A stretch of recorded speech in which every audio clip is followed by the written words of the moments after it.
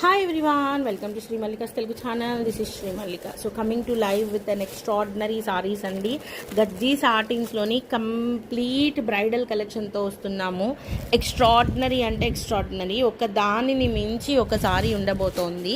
The beautiful saris, you can see the saris అండి. 4/8 అమ్మిన సారీస్ ఇవన్నీ కూడాను.